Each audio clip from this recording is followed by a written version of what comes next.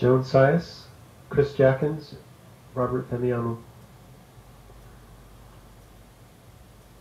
Good evening. I'm a parent of 2 children in Seattle Public Schools, and I became an activist when I became concerned that the alternative school program was being squashed.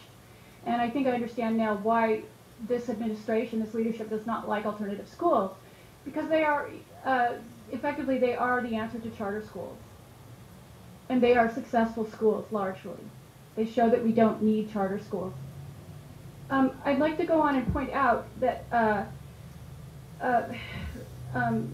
the purpose of that I've produced a petition as of late this afternoon. There's a petition on the line.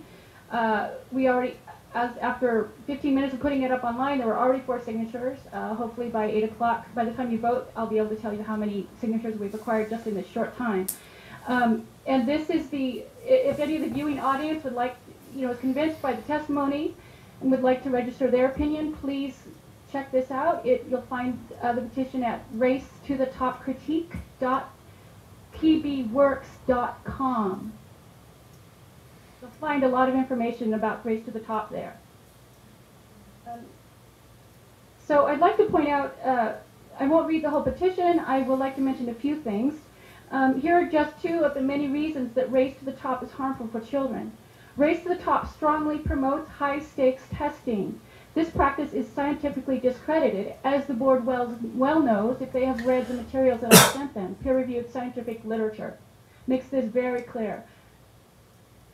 The evidence also shows that most of the harm of the education reform movement, of which Race to the Top is a part, falls on students from low-income families and students of color.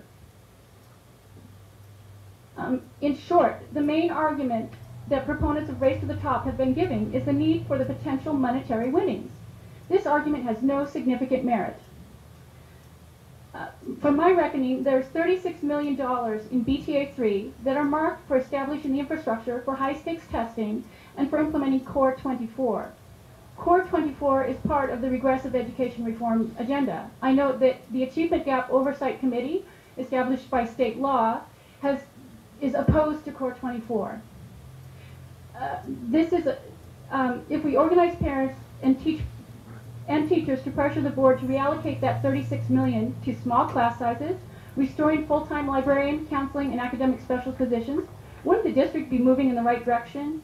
What is better for our kids? To save this $36 million plus a potential $10 million from Race to the Top and have it directed to high-stakes testing, anti-teacher agenda, or to forego the opportunity at the small chance to win this $10 million and instead redirect $36 million in the BTA3 levy away from high-stakes testing and toward constructive reforms that we are certain will benefit children of Seattle Public Schools. Thank you. Thank you, Ms. Sias.